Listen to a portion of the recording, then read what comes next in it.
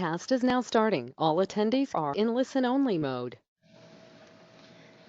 Well, hello there, everybody. Happy Wednesday, and welcome to our webinar, 4 Ways to Develop Amazing Social Content, brought to you by Ignite Social Media and Carousel. So I want to get started here. If I can advance my slides, hopefully that'll work. So just a quick couple housekeeping reminders.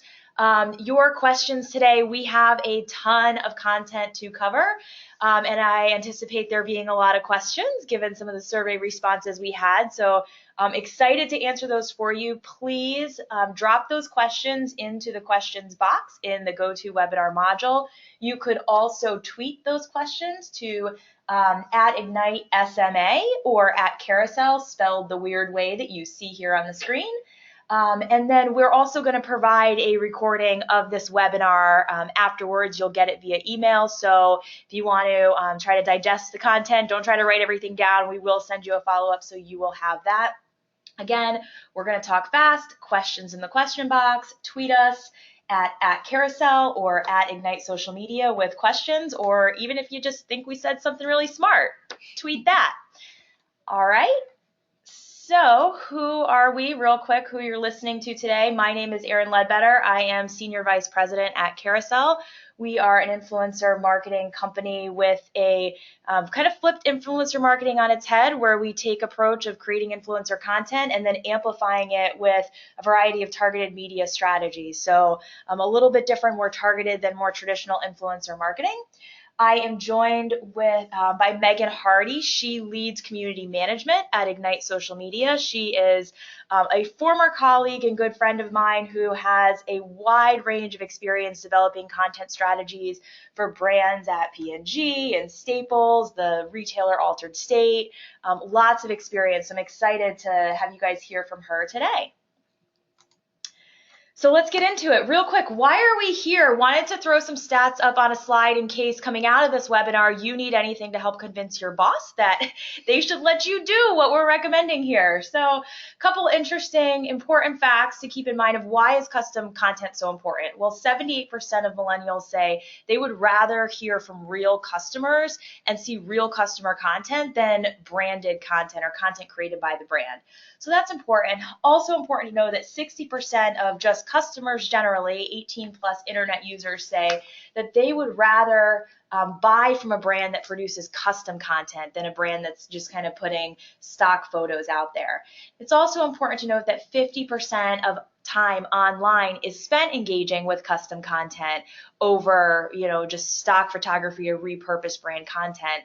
And why are you here? Probably because you're one of the 55% of folks who say they are lacking the resources to create the kind of high quality custom content that they know is necessary in the social space. So you guys did wonderful, a survey that really helped us prepare for this webinar. And so wanted to just give you guys a sense of where, what those results came back at, and you can figure out where you fit in the mold.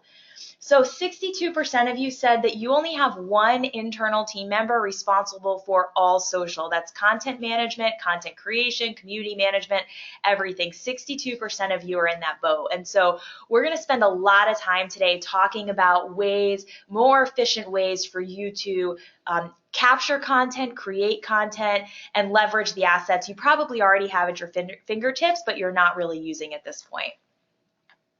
We also asked you guys to describe how you come up with your content strategy. And this was interesting. 32% of you said you had no set strategy for social media content. So we're gonna help you at a very high level figure out, how do I just create a high level strategy that gets me grounded today. 41% of you said you did have a high level strategy that broke down some of the more basic items in a strategy. And so we'll give you some ideas to get that a little more advanced and optimize your content today. We had, as far as editorial planning, 43% of you guys said that content's just created on the fly. It's when you get assets in, they get published, or when there's an opportunity to capture, you capture and publish. So we're going to help you today figure out how do you get a little more focused in your editorial planning.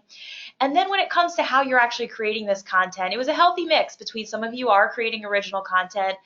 Many of you, though, are still using just stock images, or you're just grabbing what's already created for a different channel.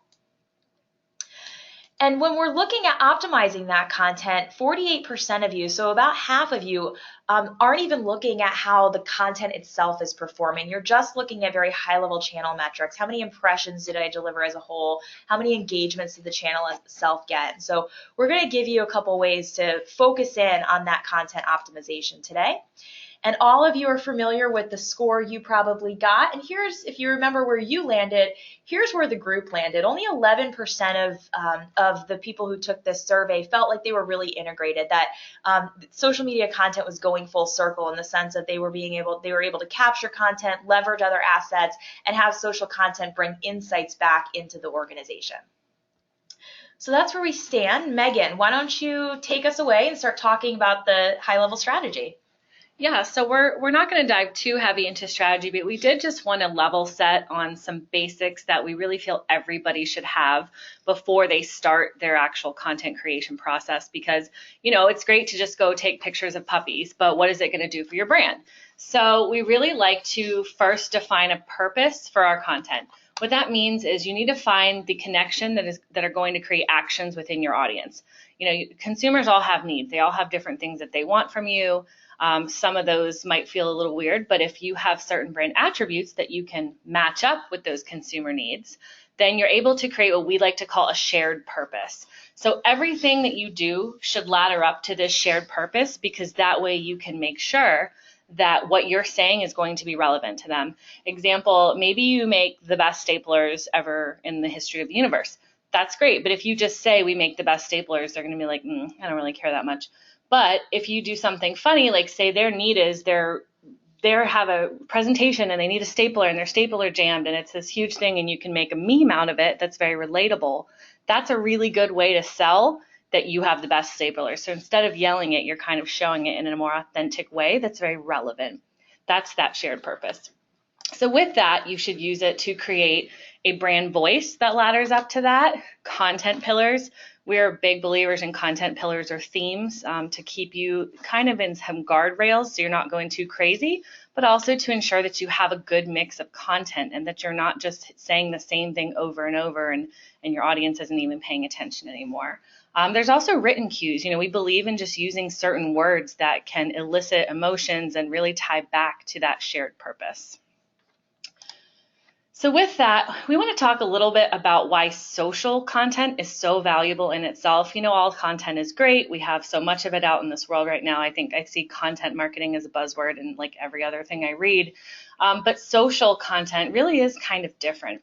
And that's because you have these pieces of content and they're beautiful and you put them out for the world and then people engage with them. A lot of people from there would just say, okay, well then what worked, what didn't work, and kind of loop from there. But the really nice thing about social is you can actually look at the engagement. You can see what people are saying. You can see that they're tagging their friends. You really see more of the consumer journey just from one piece of content. And then hopefully that leads to a sale, to them purchasing something, to them using your service, whatever it may be.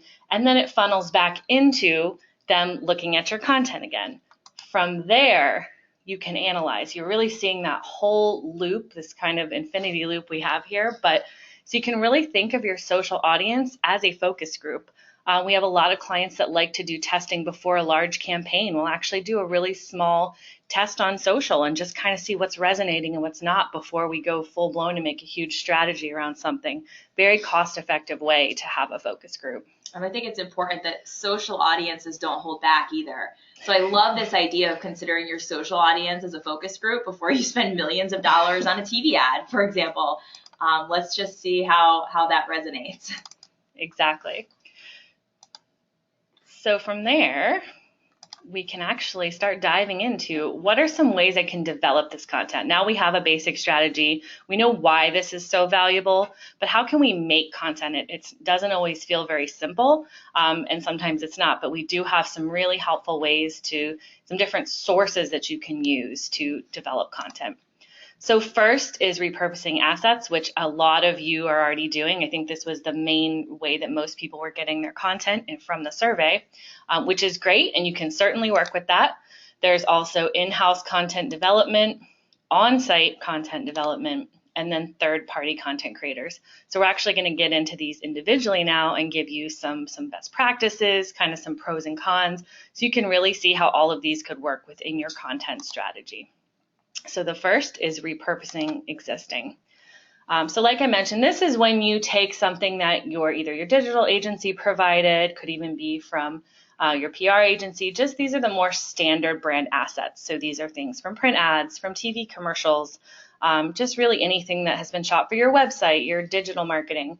A lot of times that's all you really have to use on social. And sometimes it's better than others. We have a client named Daisy, Sour Cream, and they have beautiful content, which happens to work very well on Pinterest. So you can see where we've taken what they've provided us and then made it friendly for Pinterest and kind of added what we know people want to see on that channel, which is really nice. And it is important with these digital assets.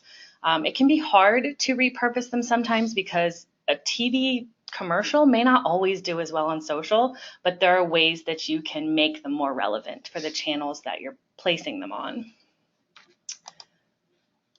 So from there, I think the best thing about the digital content you already have is it's the most cost effective. You already created it, so you don't have to pay someone to create it, and then you can simply crop it and do what you need to do to make it a little more social friendly. We do have a watch out on this though, especially if you're getting this from an agency. There could be some copyright issues, so you want to make sure that you're able to use it on social, that you're able to use it globally. Sometimes there's restrictions with countries it can be used on. If there's any celebrities in it, you need to make sure that you're allowed to use it. So even if it's owned, you want to make sure that you're meeting all those requirements. So another thing with digital content that I think a lot of people miss out on is if you get a photo or you get a video, a lot of times brands will just take that photo and put it up on social. That's, they might resize a little bit, but that's pretty much it.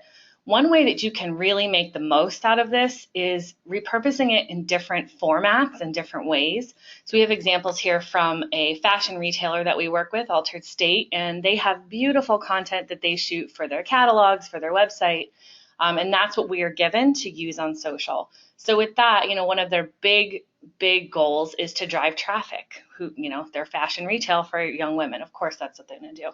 So we take their assets and actually use different formats, such as this carousel ad that drives traffic directly to the website. So we're not just taking a photo and putting it up as a photo. We're saying, what can we do to really engage the consumer? What can we do to meet those objectives? You can see on the right here, we're using the product tagging features of Instagram. And the really nice thing is utilizing these methods and really being smart about how we repurpose led to a 143% increase in traffic to the brand website. So it's definitely working and just something to think about. You don't always have to take an asset that's given to you and just use it exactly how it appears. That also leads into video. Video is huge. I'm pretty sure that's another thing you're hearing every 3 minutes is how important video is, but it really is. It's everywhere. It's actually being rewarded by algorithms if you're using it in social. Video can be tricky. You have a TV commercial, is putting up a TV commercial on Facebook or Instagram really going to work? It might not. But what we like to do is take them and utilize them in a lot of different ways. I think videos are probably one of the most prized possessions you can get in social because you can do so much with it. We like to chop them down into little GIFs. We might turn them into cinemagraphs. You can even take stills from them and then create photos and different posts that way, which is really nice to do.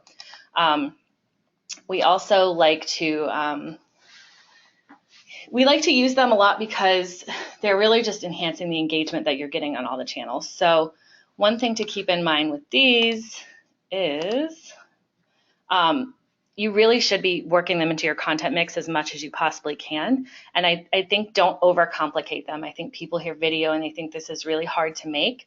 You may not know that Facebook has a slideshow feature where you can actually just take still photos and it'll turn it into a video for you.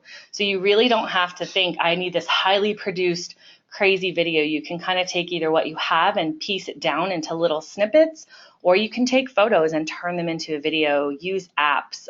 Boomerang is a great way to get easy video because that's going to be just as efficient for you. Facebook and Instagram count it as a video. So you're going to capitalize on all that additional organic reach. Yeah, and a quick shout out for iMovie. I'm not shouting out for Apple or anything, but an iMovie is a great tool that you can do right on your phone, and you can crop down video. You can take pieces of video. You can put quick text overlays on it. A very simple way for someone who is not a video producer to do video editing right there on your phone. Yeah. All right. So this is just kind of wrapping up some of the best practices for the repurposing, just ensuring that you're optimizing for the right channels, remembering that you don't have to repurpose exactly as you receive them, making sure you have those usage rights. And then we did give you just some little tidbits on how long your videos should be, according to best in class examples. This is really what the recommendations are. So if you can try to keep your content to that as a maximum, that's really going to help your engagement. All right, so we've looked through repurposing our existing assets, which a lot of you are doing. Hopefully you've got some little tidbits in there that you can use. Next, we're going to go into in-house content development. So for this is really where you are taking what you have in your studios, in your brand, in your office, and really using them to make content. It is very fast. I think that's probably our favorite part of it, is that someone can come to you and say, I need this thing yesterday. And you most likely will have what you need, or at least a quick trip to the store will get you what you need to be able to shoot the content for them. So an example is, you can see these people on top of this table looking like crazy people. That's what we look like 90% of the time around here. This is where our client came to us and said, oh, we just thought of this craft we're going to do in store, and it's going to be on Black Friday, and we really want to promote it. How can you help us? So we went out to the store, bought everything we needed, and ended up looking crazy standing on tables, but we shot this beautiful video where you can actually see the end result of this craft coming to life. This is all in-house. This is all done very low budget. And we had a lot of creative freedom, which I think is another reason that people like in-house, is that you're controlling everything in it. You're not having to relay information to someone. You're really owning it, and so you can make it exactly what you need for social. One thing that we do want to call out with, obviously this is not as helpful if you have a different kind of brand. Maybe you're not a product, maybe you're not CPG. So if you maybe you're marketing a car. Right, not quite as easy, but it is something. I think there are still capabilities for that you can get creative even if you don't have the product in front of you. I know we've had to do that several times, but this really is a super cost efficient and custom way to create content. And within this, you can really just keep stuff around the office that you can use for this. We have, all these areas of random stuff, it seems like, but gift wrapping paper is really good background. So it's a cheap way to have a lot of different backgrounds. We have some different lighting things that we keep around, and sometimes you have to just go with what you have. And we've used, poster board to create some light for us. So you can really get creative without a lot of money having to have like a full studio. I do think that's an important point. I think people think that they need a whole studio to create this content, and generally speaking, you don't. If you look, we did share with you some examples of how Ignite actually creates the content. You can see the amount of space this takes up. It's like a 3x3 area. So as long as you obviously it doesn't work for all categories, but generally speaking, you should be able to, in a corner of your office or in a corner of your cubicle, wherever you sit, you should be able to do this. And investment, I think Megan probably has this on the next slide, but as far as investment is concerned, you need an iPhone, maybe a flexible tripod, and invest in a $100 light kit, and you're good. So there's a lot of opportunities here to create quick creative content if you just have the tools at your disposal for not a lot of cost.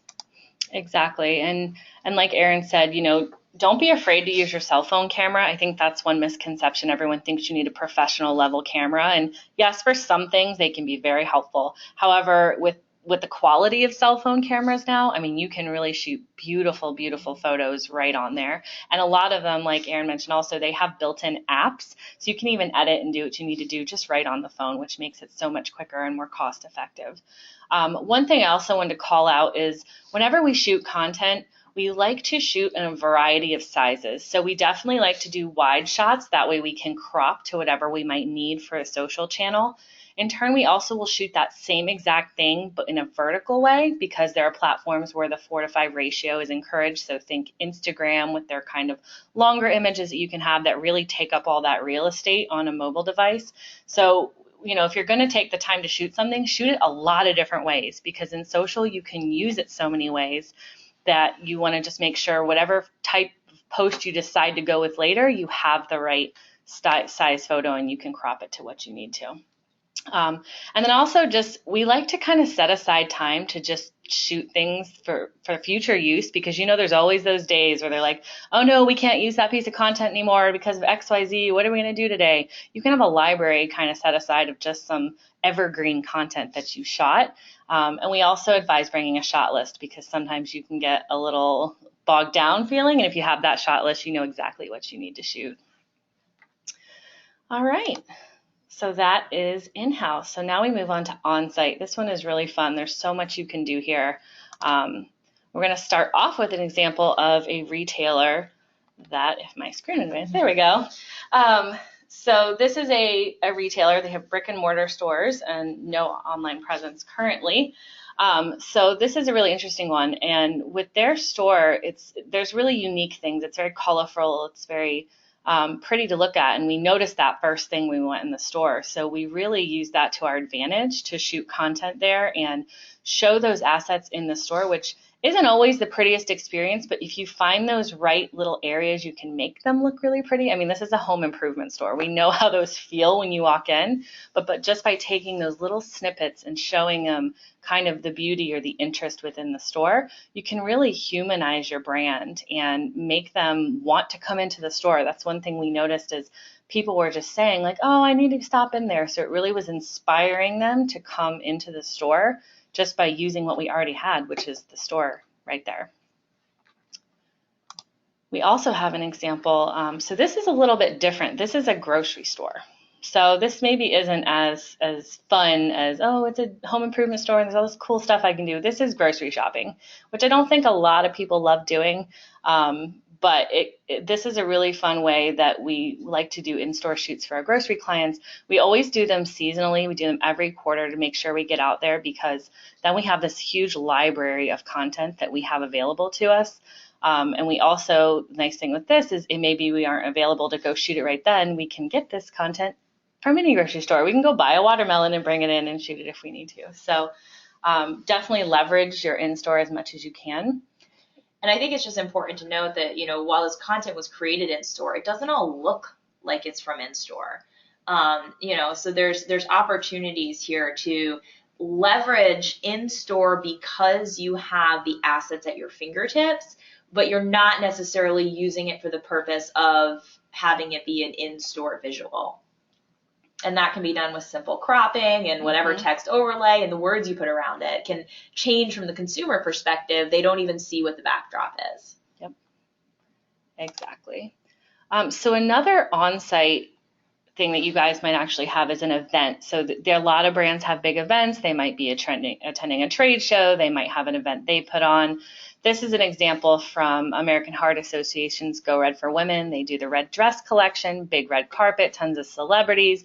This kind of stuff does really, really well on social, especially when you give them that behind the scenes glimpse of everything. And that feels very exclusive to social. Like they can only get this because they follow you in social. So you're really giving them some social currency there. And with this one, you definitely have a lot to keep in mind. This is a lot more tricky to shoot because you can't control everything. We like to be control freaks around here, and this is a very scary thing for us, but it's manageable if you prepare. We definitely want to make sure you bring extras of everything, have tons of batteries, tons of chargers, You want to make sure that you have a solid Wi-Fi connection. I think that's probably the biggest learning we've had over the years is always bring your own Wi-Fi because you just never know how it's going to be. Bring your own Wi-Fi. That's a very good point. Some of you guys may be headed to CES in a month. At CES, just then not to bash them, this is every single conference. They will tell you that they have great Wi-Fi. And yeah, until you get stuck in the basement where the Wi-Fi signals don't reach and that's where you need to shoot. And so it's very important that you have your own access. If you're thinking about doing live video from an event like CES, even if you bring your own hotspot, for example, you might want to invest in getting a wired internet from the event provider because that hotspot might not work. If the Wi-Fi can't reach you behind those concrete walls of the event floor, neither can your hotspot. So it's really important that the internet piece of this is thought about on the front end. Yep, exactly. So with these events too, I know this one's nice. We had celebrities. Obviously, that's always fun, but you do have a lot of things that come along with that. So if you guys have ever worked with celebrities, you know there's a lot of rules around using their likeness. So you want to make sure you always have the rights to use them. So just because you have rights to the event doesn't mean you necessarily can post about Katie Holmes. So you need to make sure that you're always getting the right permissions before you do anything. And also knowing, you know, we've worked with celebrities who have contracts where we actually only can use their likeness for a year. So you have to pull down assets after a year. So just keeping all those things in mind. I mean, obviously it's nice to work a contract where you don't have to do that, but it is something to just keep in mind with celebrities. Also with these events, this is something I see missed all the time, but it's really, really important to protect your brand, is to have a disclosure up at all the entrances, letting the people that are there know that you will be photographing and using their images and things. So this is for the regular people this is for concerts, you know, this is for even when we go to the grocery store and shoot, we put up signage because people might be in the background and we want to make sure we can use that photo. So you want to always make sure you're disclosing and being really clear that people will be photographed. That way you can avoid any legal situations later on.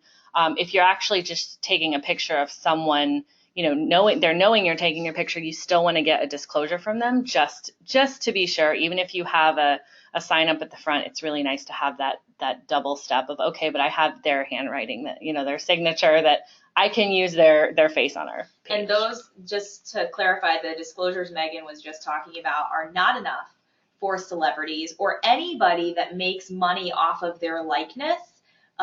You should definitely go the extra step in negotiating the ability to use their likeness in some way, be it their name or their image. If you just having a disclosure at the front of a store and they walk in and you capture it and start, you know, saying, hey guys, Katie Holmes came to visit, that's not enough. So don't do that. All right, so moving on from that big orchestrated event, we also have, we actually have created some events. So sometimes you don't always have these big events that you already have planned. Not every brand or company is going to have those. So we look for opportunities. What are we already doing that we could turn into an event? So in this instance, we had a big influencer campaign for National Women's Health Week. And we thought, why don't we bring them all together and create some video and let them talk and have a dialogue, and it really turned out beautiful. And I think what the fans were saying is they loved that they felt like these were real people instead of the celebrities that we sometimes see. It also was good for us because we could control the messaging as much as we want to just let people talk freely. Sometimes as brands, we have certain things we want people to say. And this was a really great way to utilize our influencers. It also allowed us to just build a stronger bond with them. They had a fantastic experience. They met other influencers. So it really didn't not only just helped from a marketing perspective, but it helped us internally in just forming those relationships that we want to keep strong and healthy.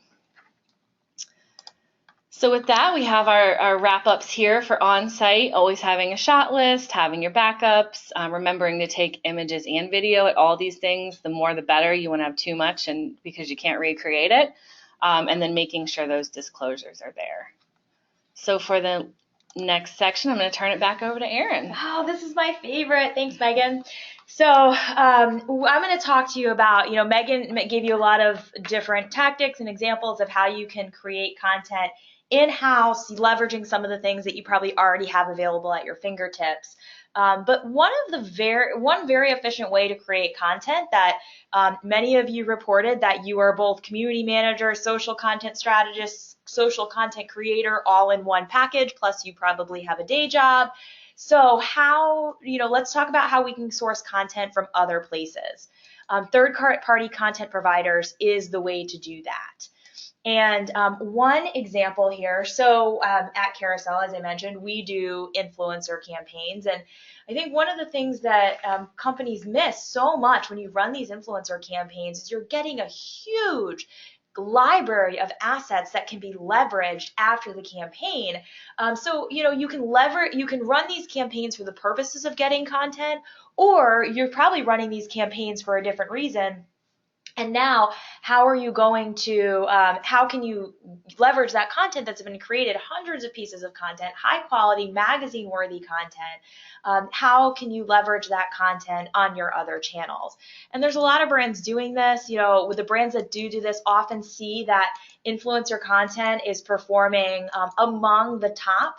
Here's just a few examples for Walgreens of where they're using influencer content on their channels. And in this screenshot in particular, almost half of the content that's being used on their Instagram handle was created by influencers, some of which are highlighted here. So you have a great opportunity to leverage that content on your channels that are being created through these campaigns. And there's that added bonus of it comes with that third-party credibility and the ability to use their name, assuming the rights were negotiated properly. So I think that's a big theme here too. If getting content from other people is a very, very efficient way to do it. But across the board, you've got to make sure that those rights are negotiated properly. And a lot of times, especially these days, influencers are hiring photographers to take their photos and get them this high quality content for their sites. It's really important that those rights are negotiated into their contracts, and not every company does that. So important that you make sure that that is done on the upfront. Now, you can also leverage third-party photography services. So, this is not your iStock from back in the day where every photo was cheesy.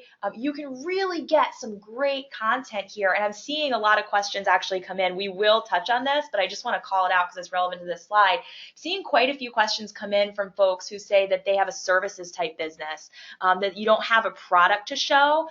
And here's a great opportunity to leverage a flash stock or a Snapwire, where you can actually put a creative brief out there and have people create content for you based on that creative brief. So you're not going to a more traditional stock site that has a bunch of lawyers, fake lawyers sitting around the table in their black suits, and it's like, I don't want to go there. So here's a great opportunity to leverage some more of these kind of modern digital photography techniques, lifestyle content, using some of these kind of creative marketplaces, they're called. And you can do this with products too.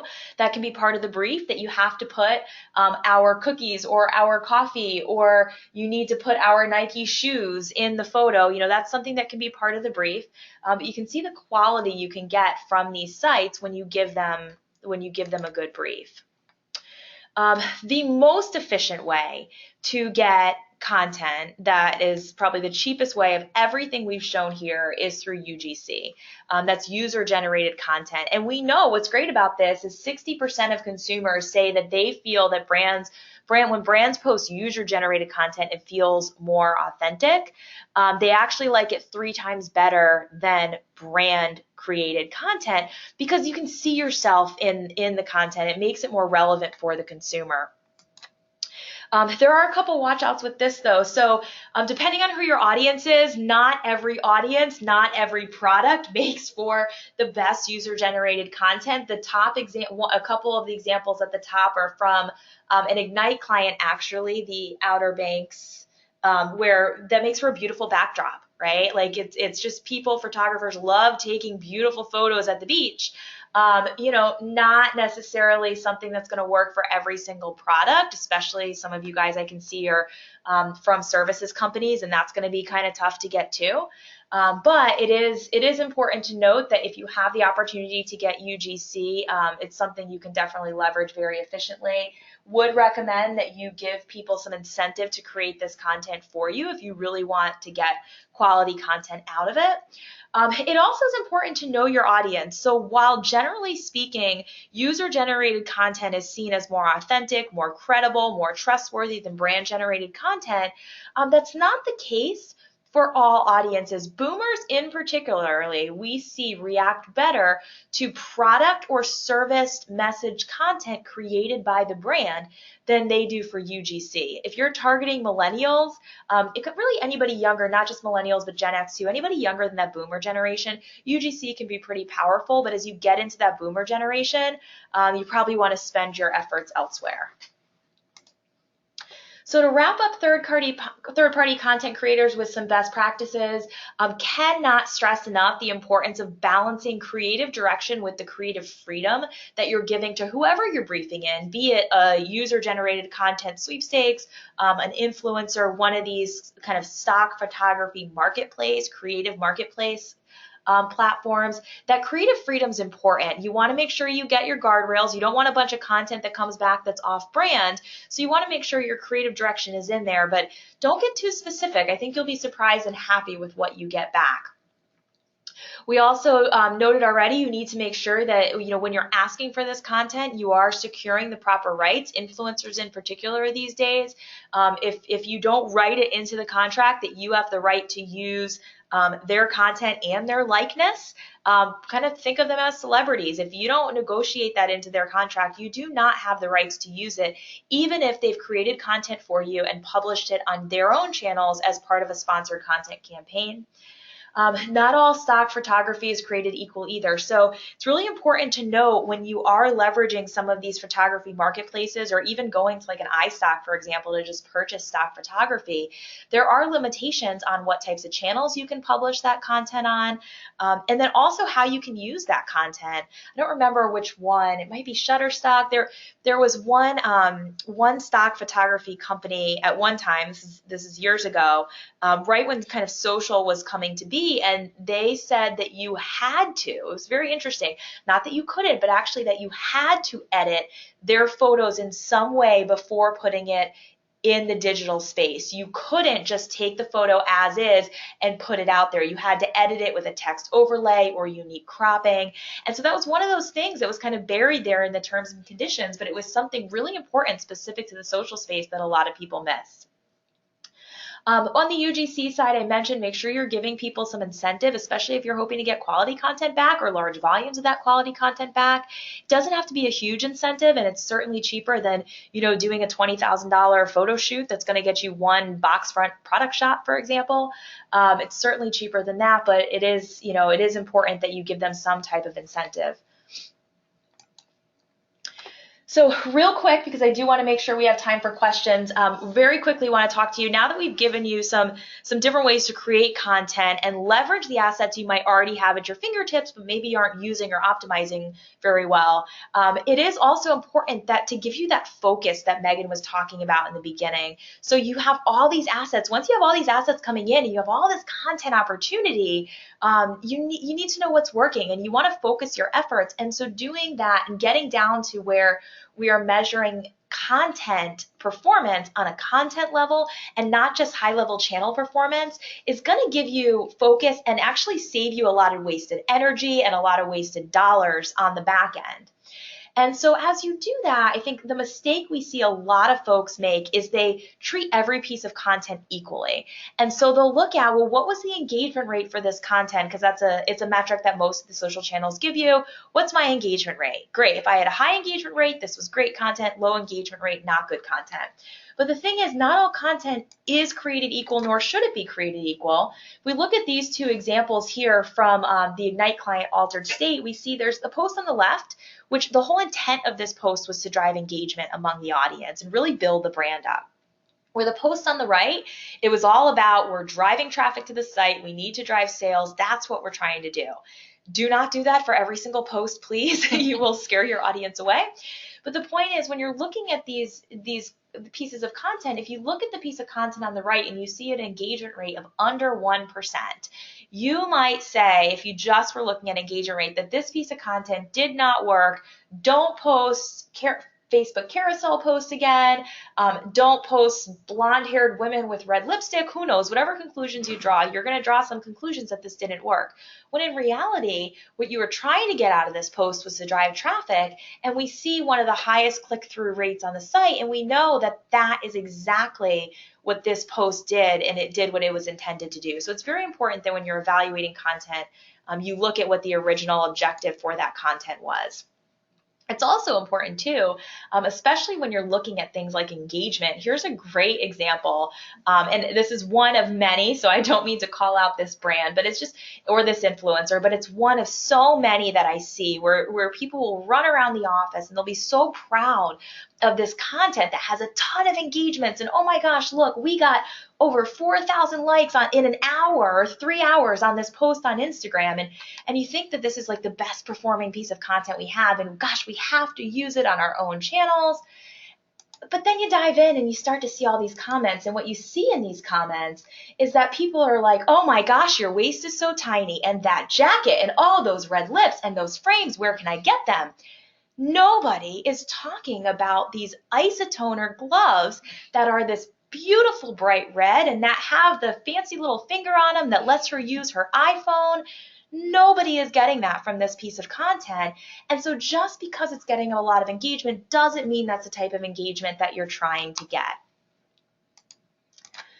Last but not least, some of the insights we get from content. One of the things that we do at Carousel is we're actually able to see not just the volume of engagement that happened on a piece of content, but we're able to see insights on who engaged. And that's really important because it gives you great insight on how your messages and what audiences your messages are resonating with. One of my favorite examples, it's actually not shown here, but we did a program for Clearasil over the summer, and their target audience was pretty broad. We're trying to reach women with children in the US, children who were in like middle school and high school, struggling with acne. And so we're reaching these women and trying to help them solve a problem for their kids. Well, here's what we learned about who was actually engaging with this content. We saw that, yeah, we reached women, we reached moms, 100% of them. 100% of them were married. 100% of them owned a home, and the value of those homes that they owned were between $250,000 and $500,000. What that tells me is we were not only just reaching, but we were engaging. The people who were actually this content and key messages were resonating with were very traditional, middle-class, suburban moms. And that's important because that's an insight that Clearasil can now take and say, okay, is that who we were trying to reach? Great, let's double down on these key messages. Or wait a second, our real growth opportunity is urban moms. Okay, well, we didn't reach them with these key messages, so we need to tweak our messaging. So that insight on who your audience is, this is a great example of using social as a focus group. That insight on your audience can really help give you some focus and help you hone those key messages. So for you guys, real quick, before we get into questions, wanted to just reset on, we've shared all this information with you. There's a ton of different tactics, a ton of different opportunities to optimize that we've just shared with you. But based on where you landed, where do you begin? I'm going to go through slides with a lot of words on them. Like I mentioned, we will share this later so you can read this, and obviously you can ask us follow-up questions, of course. We're happy to answer after the webinar too. But to give you guys some focus, if you landed in that passive phase, I think the most important thing for you is consistency in your content. And that's going to be in not only creating content, but sourcing content. The best way to do that is with a plan. Of course, make yourself a to-do list, things will get done. And the way we do this very simply, we call it a weekly pillar plan. And it's okay, Mondays are about product infos or telling our audience how to. Wednesdays are about customer appreciation or showing off user-generated content. Fridays, we're saving that day to try something new. We're going to do a video, we're going to do a human resources thing.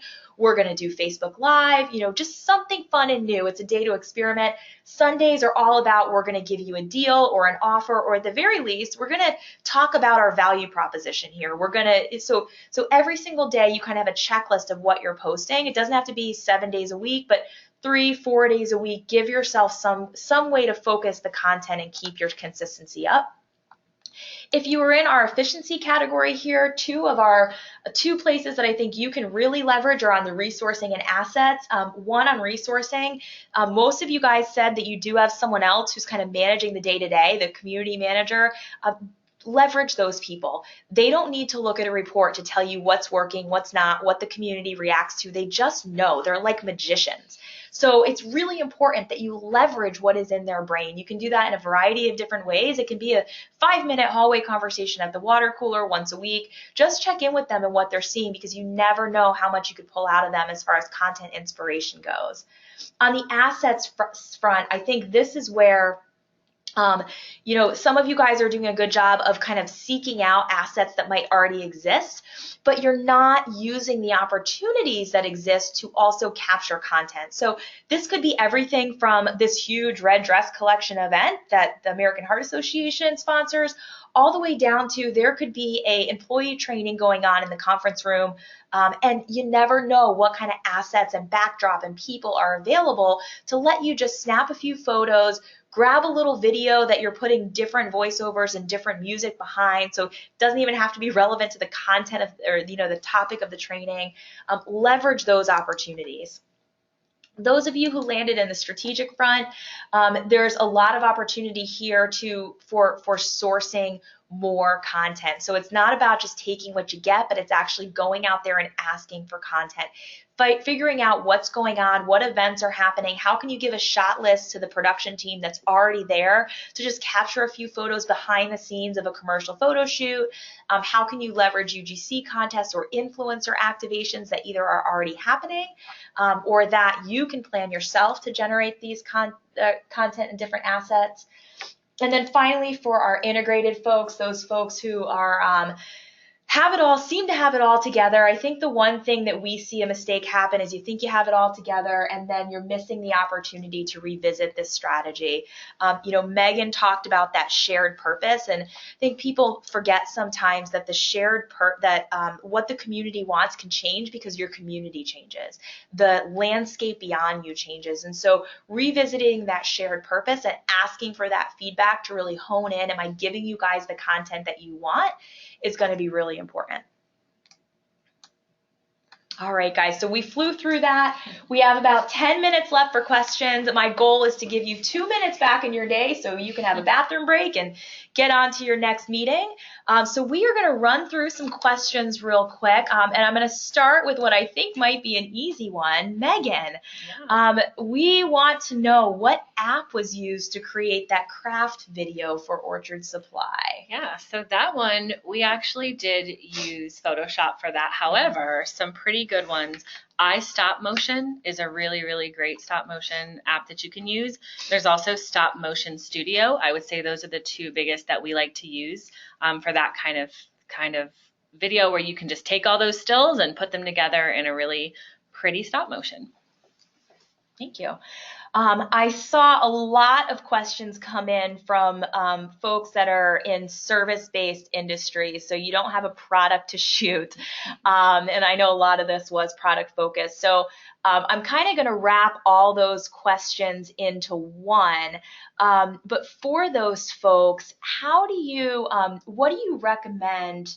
And Megan, maybe you can start and I can share some ideas too, but if you are in a service-based industry, how do you get and generate the volume of content that you really need for social when you don't have a product to shoot? Right. So that's definitely a tricky one. That's where you need to make sure you define that shared purpose, because that way you're going to find what they care about, and then you can create that content that's going to help spark their engagement. I definitely think stock photos are a good way to go. Some of those services like Snapwire, Flashstock, even Adobe is actually a really good stock photo service. They still have some of those wacky ones in there where you're like, why did this come up when I searched that? But they have some really, really authentic ones. I think take what they care about, what they want to know, and find those really high quality stock photos. It's probably one of the best ways to do it for a service.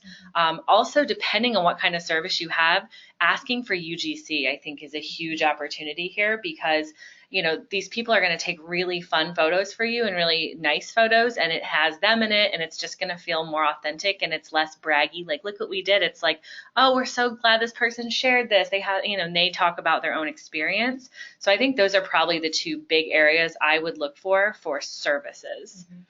Yeah, and I'll just add, so for product-based companies, especially in the consumer packaged goods space, we recommend, and you'll hear us talk a lot about products in context and showing products in context, not a product shot. But here's, let's just take some examples on this page. We're showing on the top left, the Red Blonde lipsticks just laying there, kind of fallen out of your purse, or the wet wipe actually being used to clean a 3-year-old's hands, or actually that girl's probably like 18 months. Or, I don't know what else is on here, or the Walgreens mobile app here, being used to print out photos. And so we say that on the product side, but I think the reason that we say that is still applicable on the services side, and that's because we're using these photos and videos and all these assets that are created to create consumer relevancy around the product or service. And so as you think about creating content, that's what you should think about if you're doing a service company. So how do I put an image on the page that makes my customer feel like, oh, I'm just like that person, or I want to be there. I want to have the benefit that the person in the photo, or whatever's happening in that case. So let's take a travel agency. Maybe that's a low-hanging fruit example. But if you're a travel agency, you want to show a photo of, someone on a beautiful beach. It's, I want to go there. It doesn't have to be you, travel agent, on the beach. It doesn't have to be fancy model travel agent on the beach. In fact, it probably shouldn't be skinny mini fancy model who's on some aspirational beach that your audience is never going to get to. So it's important to show, whatever your brand value is, it's important to try to have that come through in imagery. And in that case, I really recommend leveraging some of these creative marketplaces like a Flashstock, because you have the opportunity to kind of see multiple creative takes on the way that they're going to take your brand value. So I think that's an important thing to consider. I have a question here. How long do you keep photo disclosures on file? That depends. So kind of the standard to keep anything on file, and this is definitely on the conservative sense, is going to be 7 years. You probably don't need to keep it more than a year or so. Once the content's not relevant anymore, it's not going to be so relevant to have those disclosures on file. But if you want to go on the conservative side, I would say keep them on file for at least 7 years. How do users know if a picture that is shared is UGC or company created? Megan, you want to? Yeah, so that's a really good question. And I think a lot of the time there's an easy tell of we like to tag the person that gave us the photo. We like to give them that credit. It's really what helps motivate other people to want to do it, because they're like, oh, could I get a shout out from my favorite brand? So I think that's probably the easiest way. It also when you tag it, it gives that third party credibility, right? It's you're telling people that, it's this person. It's not me, brand A, who is saying this. It's this person who created this, said this, and that third party credibility can be really powerful. Yeah, and it really is just a visual testimonial. Instead of you putting their words up there, you're putting their image. But I do think that some of the best brand content is content that looks like it could be UGC. Yeah. So it's, it's professional enough, but it's not perfect, because that's what UGC is. It just has that authenticity. I don't know if you've ever looked at Starbucks' social. Of course, they're best in class, but they use a ton of UGC, but when they're not, sometimes it's hard to tell. It looks very similar. So it's a good question. I think usually you can tell by the tag, but people don't always know. Yep. Yeah. So we have time for one more question here, because I did promise all of you guys a quick bathroom break before your next meeting. So one more question that just came in. How do you go about asking for UGC? Oh, there are so many ways. It really can be as simple as a Facebook post or an Instagram post that says, hey guys, show us your best X. and put it in the comments if it's on Facebook, or if you're on Instagram or Twitter or another channel where hashtags are really prevalent, use hashtag Y.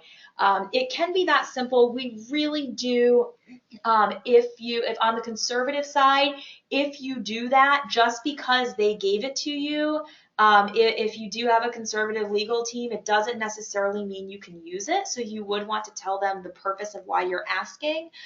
Or better idea is to ask, so you get as much, just ask for it, so you get as much content as you possibly can. And then anything you want to use, reach out to the person through direct message, ask them if you can use it. That's enough. And guess what? You don't have to worry about saving the disclosure for 7 years because Facebook saves it for you. So isn't that wonderful? Facebook saves your conversation. So you can do that. I will tell you that I've talked a lot already about needing to offer an incentive for UGC. Just like influencers, just like these, third-party creative marketplaces like Flashstock and such, people want to get paid for their time. And the good news is UGC and people who aren't professional creators don't expect to get paid as much for their time. And typically they will create content for you if you just offer them some type of chance of winning a prize. You can do that with a very simple sweepstakes. You can do that with a contest. There's differences between sweepstakes and contests that I won't get into today. That's a whole other webinar in and of itself. But when you do that, you need to make sure you have terms written. Depending on your size and depending on the vulnerability and risk you're willing to take, if you don't have lawyers on retainer to write a sweepstakes, sweepstakes rules and terms and conditions, you can find templates for that kind of stuff online. If you're running a very simple, hey, send us an image and we're going to pick one at random, and running that kind of very simple sweepstakes, you can find templates for that kind of stuff online. But, obviously consult with your lawyer. Don't hold us liable for anything that happens. Disclaimer. Disclaimer. So, okay, I think if you have any more questions, feel free to keep popping them into the question box right now. Unfortunately, we couldn't get to everybody's questions today. But we will, feel free. You can email us. You can @message us on Twitter. That's @carousel, spelled the funny way. I'll pop to the next slide so you can see the funny way that it is spelled. And @Ignite SMA are our Twitter handles. Feel free to tweet us there. Visit our websites. Contact us if you have more questions. And we hope you enjoyed and got a lot out of today. Thank you very much. Thanks, everyone.